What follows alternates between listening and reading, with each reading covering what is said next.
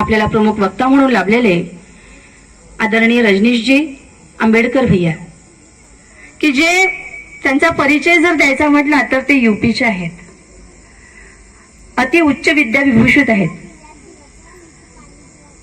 जेवढे कार्यरत आपण नाही आहोत विदर्भातले लोक, तेवढे डॉक्टर बाबासाहेब आंबेडकरांच्या चळवळीला स्वतःला वाहून घेतलेला आहे त्यांनी, आपल्या स्टेटचे नसून सुद्धा.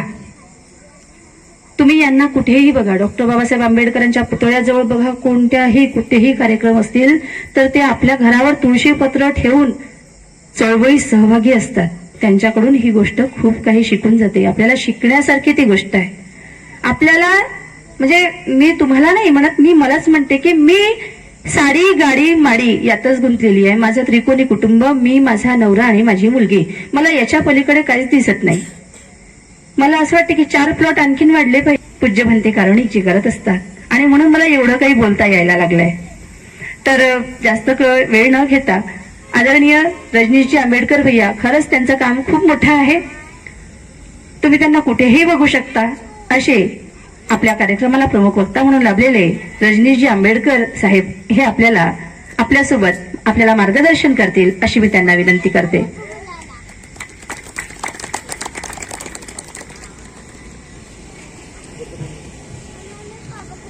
जय भीम ताई, आप सभी को जय भीम.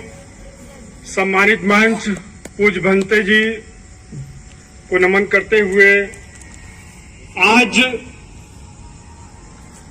राष्ट्र निर्माता डॉक्टर B.R. अम्बेडकर की 133वीं जयंती के अवसर पर, पूर्व संध्या के अवसर पर आप सभी को हार्दिक मंगल कामनाएं देता हूं जन्मदिन की. दुनिया में मैत्री, करुणा, शांति का संदेश देने वाले तथागत गौतम बुद्ध और सामाजिक परिवर्तन के लिए काम करने वाले तमाम सारे महापुरुषों को याद करते हुए 2 लाइनें बाबा साहब के बारे में कहना चाहता हूं. तालियां वो लोग नहीं बजाते हैं जिन्हें गम होता है. तालियां वो लोग नहीं बजाते हैं जिन्हें गम होता है. तालियां वो लोग बजाते हैं जिनके महापुरुषों में दम होता है. यकीनन आज महाथेरी संघमित्रा शांति उपवन, वानखेड़े लेआउट, मिलिंद नगर, वर्धा, महाराष्ट्र में बाबा साहब की जन्म दिवस के पूर्व संध्या पर जो यहां पर आयोजन आप लोग किए हैं, इसमें हमारे बीच में भंते कारुणिक जी ने मुझे आमंत्रित किया, उनका मैं आभार व्यक्त करता हूं. और आप सभी लोगों ने जो बाबा साहब के जन्मदिन पर ये कार्यक्रम किया, इसके लिए पूरी जो आयोजन टीम है उसका भी शुक्रिया अदा करता हूं. आखिर बाबा साहब ने ऐसा क्या किया है कि आज 133 साल बाद हम उनको सेलिब्रेट करने के लिए यहां पर सभी लोग इकट्ठा हुए हैं. इस बात को हमें समझने की जरूरत है. यकीनन बाबा साहब ने एक साइन से करोड़ों लोगों की जिंदगी को बदला है. करोड़ों लोगों के जीवन में वो खुशियां भरी हैं जिसके लिए हजारों सालों से हमें वंचित रखा गया. ये भारतीय समाज जो है, देखने में तो बहुत अच्छा लगता है कि यहां पर ऊंच नीच भेदभाव नहीं है. आए दिन हमारी बहु बेटियों के साथ में, महिलाओं के साथ में अत्याचार होता है. अभी भंते जी ने इशारा किया कि भारत का संविधान जो बाबा साहब ने लिखा है, यकीनन आज 76 वर्ष हो चुके हैं देश की आजादी को लेकर के, लेकिन वंचित समाज की महिलाओं के साथ में आए दिन कहीं ना कहीं कोई घटना हमें अगर प्रिंट मीडिया इलेक्ट्रॉनिक मीडिया में देखते हैं तो एक घटना समाप्त होती है, दूसरी घटना जो हमें दिखाई देती है। हम इस बात को कहना चाहते हैं, यहाँ पर आप जब टेलीविजन को ऑन करते हैं सुबह तो बहुत सारे न्यूज चैनलों पर धार्मिक प्रवचन के कार्यक्रम आते हैं। श्याम बेनेगल सर ने राज्यसभा जो टीवी चैनल है उसने संविधान के 10 एपिसोड बनाए हुए हैं, वो एक घंटे का एपिसोड है।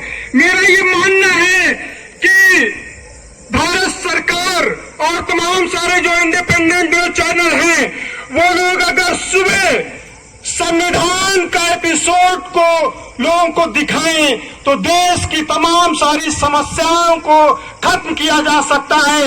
लोग अपने हक अधिकार और मान सम्मान के लिए जान सकते हैं। ये कहना था हमारे बीच में भंते जी का। बहुत सारे लोग, बाबा साहब ने संविधान लिखा है, मैं आप सभी लोगों से पूछना चाहता हूं कितने लोगों के घर में, चाहे वो मराठी में, हिंदी में या अंग्रेजी में, कितने लोगों के घरों में संविधान की पुस्तक है? आप लोग हाथ खड़ा कीजिए, किसके किसके घर में है? अगर कुछ लोगों के घरों में नहीं है तो अभी कल जो बाबा साहब का प्रतिमा है वहां पर संविधान की पुस्तक को मराठी, हिंदी या इंग्लिश में, या फिर लॉ एजेंसी जो उत्तर प्रदेश से, इलाहाबाद से वो बेयर एक्ट छापता है हिंदी और इंग्लिश में, 410 रुपए का है, 265 रुपए का आपको पड़ जाएगा। अभी मैं लखनऊ से लेके आया था। आज जरूरत है संविधान को पढ़ने की। तमाम सारे लोग कहते हैं कि संविधान को बचाना है, संविधान को बचाना है। वो लोग संविधान की पुस्तक को भी छू के भी नहीं देखे होते। मैं दावे से इस बात को कहता हूं। यकीनन हमें संविधान को जब तक नहीं समझेंगे, बाबा साहब ने इतना अच्छा संविधान लिखा है। एमएल कसारे सर जो हमारे हिंदी विश्वविद्यालय में डॉक्टर भगवंतानंद कौशलायन अध्ययन केंद्र है उसके वो जो प्रभारी रहे, उनका ये कहना है कि दुनिया में 1000 जो कृतियां हैं यानी पुस्तकें हैं, उसमें संविधान यानी कि भारत का संविधान, बाबा साहब के द्वारा लिखा हुआ संविधान सबसे महत्वपूर्ण पुस्तक है। उसको हम सभी को पढ़ना चाहिए। बहुत सारे लोग आप देखते होंगे हमारे समाज में, चाहे वो अम्बेडकरी आंदोलन के लोग हो या सोशल जस्टिस के नाम पे तमाम सारे लोग हो, जब इस बात को वो कहते हैं कि हिंदुस्तान हिंदुस्तान, मैं इस बात को कहता हूं कि दावे से वो संविधान का जो आर्टिकल 1 है, India that is a Bharat, अगर वो पढ़े होते तो मुझे लगता है कि उनको हिंदुस्तान कहने की जरूरत नहीं पड़ती। इस बात को, अगर जो संविधान की पुस्तक है उसको सिर्फ संविधान की पुस्तक को ला करके अपनी लाइब्रेरी में सजाना या ड्राइंग रूम में सजाने की जरूरत नहीं है। संविधान की बदौलत ही यहाँ पर मुझे बोलने का अधिकार मिला है। आज जो मैं आपके बीच में कोट पहना हूँ या 10, 12, 20 हजार का जो मोबाइल लेकर के आप सभी लोग चल रहे हैं, ये संविधान की ही देन है। इस बात को हमें समझने की जरूरत है। यकीनन हमें बाबा साहब को क्यों जानना चाहिए? यदि बाबा न होते तो हम कहां होते? क्योंकि समाज में तो आप लोग देख ही रहे हैं, जो हमारी पीढ़ी थी, आप लोग बैठे हुए हैं, उनकी जो पीढ़ी थी, तमाम सारे बाबा लोग रहे हैं, लेकिन क्या किसी बाबा ने हमारे जीवन में उजाला लाने की कोशिश की? उसने हमेशा इस बात को बताया कि यही तथाकथित जो पत्थर है, इन्हीं से आपका कल्याण होगा। क्या हमारे पूर्वजों का कल्याण हुआ? यकीनन नहीं हुआ।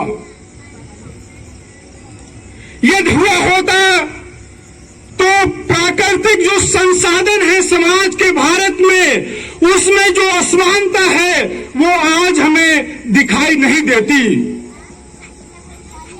यानी कि देश में जब 26 जनवरी 1950 को बाबा साहब के द्वारा लिखा गया संविधान लागू होता है, तो ये अगर हम समझ लें कि 26 जनवरी 1950 है और इधर हम 76 साल अभी लागू हो चुके हैं और इधर जाते हैं 76 साल, यानी कि इधर जब हम जाते हैं 76 साल तो क्या देखते हैं कि हमारे पूर्वज कच्चे मकानों में रहते थे, जो फूस के बने हुए मकान है। गांव में बहुत सारे लोग देखे होंगे जो कटाई होते हैं, सड़कों के किनारे फूस के जो छप्पर छाए जाते थे उनमें रहते थे। क्योंकि मेरा भी घर कच्चे मकान और छप्पर से या टीन डाल करके लोग रहे हैं। लेकिन जैसे ही 26 जनवरी 1950 को यानी यहाँ संविधान लागू होता है, लोगों को नौकरी मिलती है। नौकरी मिलती है तो लोगों के घर में आय आती है, यानी कि आर्थिक समृद्धि होती है, लोग अच्छे कपड़े पहनते हैं। कच्चे मकान से ये पक्के मकान बनना शुरू हो जाते हैं। साइकिल जो बैलगाड़ी थी वहां पर साइकिल, मोटरसाइकिल और 4 व्हीलर आ जाती है। आज हमारे लोग भी प्लेन से जो है चल रहे हैं। इस बात को हमें समझने की जरूरत है। भारतीय समाज में अगर भारतीय समाज को समझना है तो 3 पुस्तकों को जरूर आप सभी लोग पढ़िए। कार्ल मार्क्स ने एक पुस्तक लिखी है पूंजी, दास कैपिटल जो इंग्लिश में है, उनके पूंजी, उसके पार्ट 3 है, मतलब भाग 1, भाग 2, भाग 3। और गांधी, जिनके नाम पर महात्मा गांधी अंतर्राष्ट्रीय हिंदी विश्वविद्यालय है, जब वो अफ्रीका से वापस आए 1915 में, उन्होंने एक पुस्तक लिखी है हिंद स्वराज, एक पतली सी पुस्तक है। और बाबा साहब ने 1936 में एक पुस्तक लिखी है जाति भेद का उच्छेद, यानी एलिनेशन ऑफ कास्ट। इन तीनों पुस्तकों को पढ़ने की जरूरत है, तभी हम भारतीय सामाजिक जो व्यवस्था है उसको समझ सकते हैं। इसके साथ ही साथ यदि बाबा न होते, जिनके नाम पर हमारे यहाँ बुद्धिस्ट डिपार्टमेंट है, डॉक्टर भदनदानंद कौशलायन अध्ययन केंद्र, और यहाँ पर राष्ट्रभाषा प्रचार समिति भी है, यहाँ पर लंबे समय तक रहे, उन्होंने लिखी हुई है पुस्तक, तो उसको भी पढ़ने की जरूरत है। और बंते जी ने जिस तरफ इशारा किया है कि बाबा साहब की राइटिंग और स्पीच 21 वॉल्यूम है, जो इंग्लिश में 20 खंड है, मतलब 14 का पार्ट 1, पार्ट 2, 17 का पार्ट 1, पार्ट 2, पार्ट 3, यानी कि ये टोटल जो है PDF 20 है। वो ऑनलाइन PDF भी वेबसाइट पे अपलोड है। और जो 21 यानी कि ये 1 से 17 का 20 कॉपी है, यानी कि, और इसी का हिंदी में जो ट्रांसलेट हुआ है अभी 1 से 40 हो गया है। तो इनको डॉक्टर अंबेडकर फाउंडेशन जो नई दिल्ली से है 1073 रुपए का मिलता है हिंदी में, और इंग्लिश वाला 2250 रुपए का है। उसको आप लोग ले करके उसको भी पढ़ सकते हैं। तो आज के समय में बहुत सारे लोग बहुत सारी हवाई बातें भी करते रहते हैं, लेकिन मैं इस नतीजे पर पहुंचा हूं, हमारी भंते जी से बार बार इस बात को डिस्कस होता रहता है कि आखिर इतने साल हो चुके हैं, हम लोग भंते जी सत्ता में क्यों नहीं हैं। तो मैं इस बात को समझा हूं कि कल्चरल रिवॉल्यूशन न होने के कारण, कल्चरल रिवॉल्यूशन, और दूसरा ये है कि आर्थिक समृद्धि। हम भले ही बाबा साहब ने 14 अक्टूबर 1956 में बौद्ध धर्म की दीक्षा ली, आप लोग बुद्धिस्ट बन गए, और मुझे बने हुए 8 साल हुए हैं, क्योंकि मैंने 15 मई 2016 को नागपुर में बौद्ध धर्म की दीक्षा आप ही लोगों के बीच में रहते हुए ली थी यहाँ पर। तो मुझे लगता है कि आज हम सभी लोग, क्योंकि ये जिक्र हमेशा होता है, कांचालय सर कहते हैं कि मैं हिंदू नहीं हूं, यानी कि हम हिंदू नहीं हैं, तो आखिर हैं क्या। यहाँ के पूर्वज जो है बुद्धिस्ट रहे हैं, तो बुद्धिस्ट रहे, बुद्ध, यानी कि आज कहीं भी देश में खुदाई होती है, चाहे वो कन्याकुमारी से लेकर के कश्मीर से कन्याकुमारी या साउथ से इस कहीं भी खुदाई होती है, तो आप देखते हैं कि बुद्ध की जो है प्रतिमाएं मिलती हैं। आखिर सम्राट अशोक ने जो 84,000 स्तूपों को बनाया, वो आखिर कहाँ विलीन हो गए। वो हैं तो इसी भारत में, कोई दूसरे देश के आकर के उसको उठा करके तो नहीं ले गए।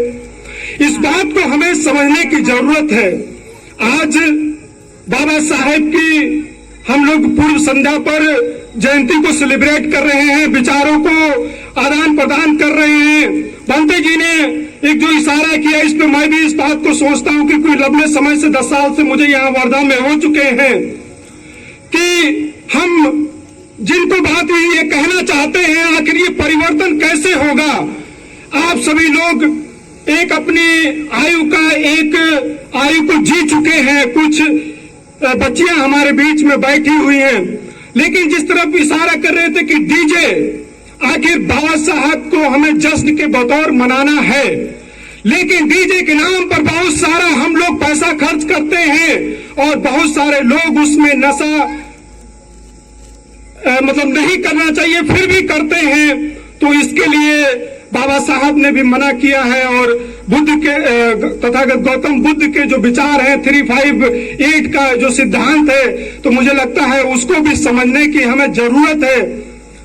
यकीनन आखिर समाज में परिवर्तन कैसे होगा? सिर्फ जय भीम नमो बुद्धाय कहने से नहीं होगा। मुझे बहुत सारी अब चिढ़ होने लगी है जब लोग कहते हैं कि जय भीम नमो बुद्धाय।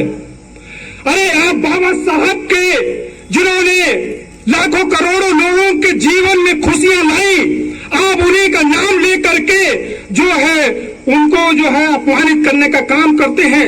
इस बात को समझिए कि नागपुर की धरती पर जब बाबा साहब ने 22 प्रतिज्ञाओं को लिया, अगर हम 22 प्रतिज्ञाओं को पूरी तरीके से नहीं फॉलो कर पा रहे हैं तो मुझे लगता है कि मैं बुद्धिस्ट नहीं हूं, बाबा साहब के विचारों का या बुद्ध के विचारों का सही मायने में मैं अनुयायी नहीं हूं। अगर इतना भी नहीं कर सकते हैं तो 90% कर सकते हैं या 80%, 70%। इस बात को तय करिए आप लोग। 133 की जयंती पर यह संकल्प लीजिए कि हमें आने वाले समय में हम अगर बुद्धिस्ट हैं तो कितने परसेंट के हम जो है बुद्धिस्ट हैं, अपने जीवन में हमें झांकने की जरूरत है। ये आज मुझे लगता है बाबा साहब के जयंती के अवसर पर पूर्व संध्या पे हम सभी को संकल्प लेने की जरूरत है। दूसरी बात यह है कि हम सभी लोग ऐसा क्या कर रहे हैं जो आने वाले समय में जब हम लोग नहीं होंगे तो क्या हमें 10 साल, 20 साल, 50 साल ये बाबा साहब के 133वीं जो जयंती को हम लोग सेलिब्रेट कर रहे हैं, इस दिन क्या हमें याद किया जाएगा? यदि ऐसा कोई कार्य कर रहे हैं तो अच्छी बात है, क्योंकि अभी जो हमारे बीच में दीदी संचालन कर रही हैं, हमारे बीच में भंते जी हैं, आप सभी लोगों ने क्या ये महसूस किया वर्धा और आसपास की धरती पर इस बार जो है बरसात पहले क्यों आई? अभी बुद्धा टेकरी का नाम लिया गया, सम्राट अशोक शांतिपूर्ण का नाम लिया गया। यकीनन उसमें जो है कार्तिक भंते जी का सहयोग है, क्योंकि उन्होंने हिंदी विश्वविद्यालय में पढ़ते हुए बुद्धा टेकरी पर जो है पेड़ लगाने का जो संकल्प लिया। आज वर्धा के उधर जो सम्राट अशोक शांतिपूर्ण है, पूरा लक्ष्य है 84,000, यानी कि यहाँ इस प्रांगण में आज हम सभी लोग बाबा साहब के विचारों पर अगर हम बात कर रहे हैं तो हमें यहाँ पर स्वच्छ हवा भी तो चाहिए। अगर धुआं आता हो तो क्या आप लोग बैठ पाएंगे? नहीं बैठ पाएंगे। अच्छा पानी पीने के लिए भी चाहिए, तो कहां से आएगा? यकीनन हमें पेड़ भी लगाने हैं, स्वच्छ हवा भी लेनी है, स्वच्छ पानी के लिए भी काम करना है। तमाम सारी ऐसी बातें हैं जिन पर हमें सभी को जरूरत है। संविधान यानी कि आर्टिकल फर्स्ट के बारे में मैंने कहा ही, बहुत सारे लोग हिंदुस्तान हमारे यहाँ जब एक बार सेमिनार उज्जैन में मैं गया था, वहां एक प्रोफेसर थे, वो कह रहे कि हिंदुस्तान, मैंने कहा सर 26 जनवरी 1950 से India that is a Bharat, आप संविधान को नहीं पढ़े हैं, क्योंकि उस सेमिनार में भगवत गीता की पुस्तक को बांटा गया था।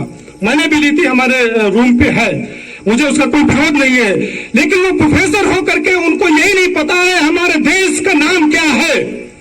तो मुझे लगता है कि हमें संविधान को पढ़ने की जरूरत है। हमारे देश में तमाम सारे असमानता फैलाने वाले, ऊंच नीच, भेदभाव, अगर आपने ये छू लिया तो आपके लिए ये दंड है, उन्होंने ये छू लिया तो उनके लिए अलग दंड है। ये तमाम सारे जो पुस्तकें थी, जब संविधान लागू हुआ आर्टिकल 13, यानी कि उस दिन से वो 0 हो जाते हैं।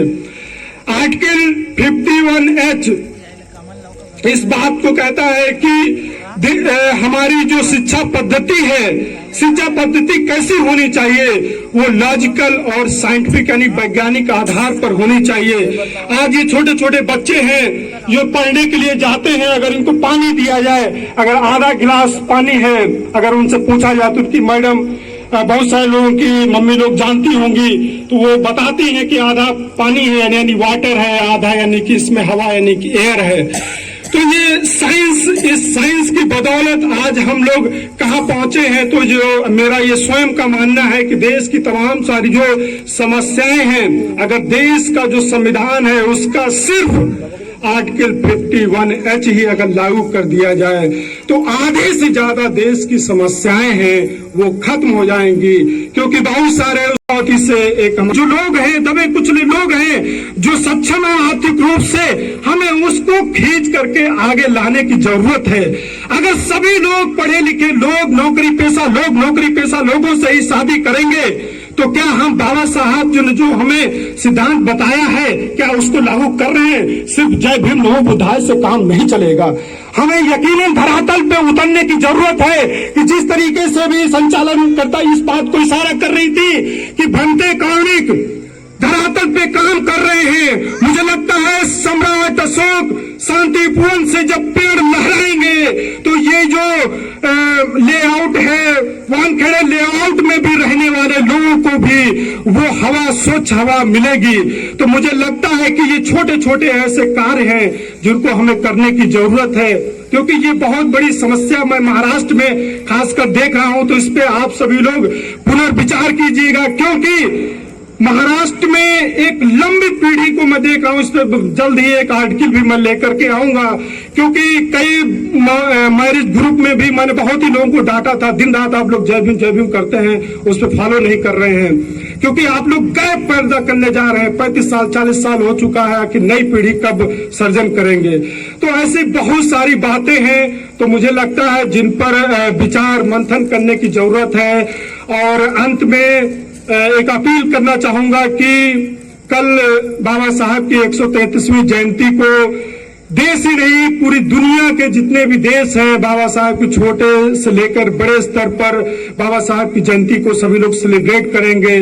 डीजे को कम से कम बजाइए, नशा मुक्त रैली हो, झांकी हो, प्रबोधन कार्यक्रम हो और अच्छे विचारों का आदान प्रदान हो। जो राइट टू वोट का है, क्योंकि ये पर्व चल रहा है, इस पर्व में अच्छा कैंडिडेट कौन है जो हमारे बाबा साहब के विचारों को, क्योंकि आप यूपी में देखें 4 बार जब सत्ता बनी कितना परिवर्तन हुआ। अगर आप चाहते हैं कि यूपी में परिवर्तन हो या महाराष्ट्र में परिवर्तन हो या अन्य राज्यों में परिवर्तन हो, तो हम कैसे मदद कर सकते हैं? मेरा ये मानना है किसी भी आंदोलन या किसी भी कार्य को आप 3 तरीके से मदद कर सकते हैं। वो कैसे? एक तो तन, दूसरा है मन और तीसरा है धन। अगर यहाँ पर कोई नहीं आ सका है तो उसको ये चाहिए कि हमारी तरफ से ये 100 रुपए या 200 रुपए 500 रुपए सहयोग। अगर कोई वो आर्थिक रूप से सहयोग नहीं कर सकता है, ठीक है, वहां पर आएंगे, कुर्सी लगाएंगे, चटाई बिछाएंगे, जो भी जरूरत होगी, यानी कि वो तन से मदद कर सकता है। और मान लीजिए कोई तन से भी नहीं आ पा रहा है, आर्थिक रूप से भी उसने नहीं आ पा रहा, तो वो मोरल रूप से सपोर्ट, चलिए आप लोग जो है अच्छा कार्य कर रहे हैं, हम आपके साथ में हैं। तो ये 3 बेसिक सिद्धांत है किसी भी समाज को या किसी भी सामाजिक जो आंदोलन करने वाले लोग हैं उनको बढ़ाने के लिए। तो मुझे लगता है कि बातें बहुत सारी हैं और मैंने जो कुछ भी सीखा है आप लोगों के बीच में रहते हुए सीखा है। अगर मैंने 2011 और 12 के वर्ष में वर्धा की धरती पर अगर पैर नहीं रखा होता तो सिर्फ बाबा साहब की जो एक प्रतिमा, ये पोस्टर जो है हमारे घर में 10 रुपए का था, सिर्फ बाबा साहब को मैं जानता था, लेकिन उनके कार्यों को जो उन्होंने कार्य किए हैं, कितना परिवर्तन हमारे सभी लोगों के जीवन में आया है, मैं यहीं पर आकर के सीखा। और 15 मई 2016 में हमने बौद्ध धर्म की दीक्षा ली और पूरे बुद्धिस्ट कल्चर से हमने जो है शादी किया है। उसके लिए तमाम सिर्फ बाबा साहब बुद्ध की प्रतिमा पर जो है पुष्प अर्पित करके और कैंडी जला करके जो है बारात निकलेगी, कोई जो है अंधविश्वास नहीं होगा। भंते कार्मिक जी और हमारा जानते हैं इस बात को, बहुत सारे लोग यूट्यूब पे हमने शादी का वो भी सब डाला हुआ है। तो एक कोशिश थी हमारी कि कुछ अच्छा करें और उसी देखा देखी में हमारे तमाम सारे जो दोस्त थे पीएचडी स्कॉलर्स, उन लोगों ने अपनी जो शादी की उसी तहत, मतलब कुछ 19-20 थोड़ा बहुत अंतर रहा है। तो मुझे लगता है कि इस अम्बेडकरी आंदोलन में मैं ज्यादा तो कुछ नहीं कर सका हूं अभी तक, लेकिन मेरी ये हमेशा कोशिश है कुछ अच्छा करें जिससे कि लोगों के लिए मतलब जो है प्रेरणा बने। ऐसी तमाम सारी बातें हैं जिन पे और कभी बातचीत होगी, और इन्हीं सब बातों के साथ में आप सभी से मैं विदा लेता हूं। अंत में आप सभी को जय भीम, जय भारत, जय संविधान, सेवा जोहार। और 2 लाइनें कहना चाहता हूं जो अक्सर मैं कहता हूं, मिटा दो जुर्म की आंधी, मिटा दो जुर्म की आंधी, यही आह्वान करता हूं। हक को छीन लो जबरन, खुलेआम कहता हूं।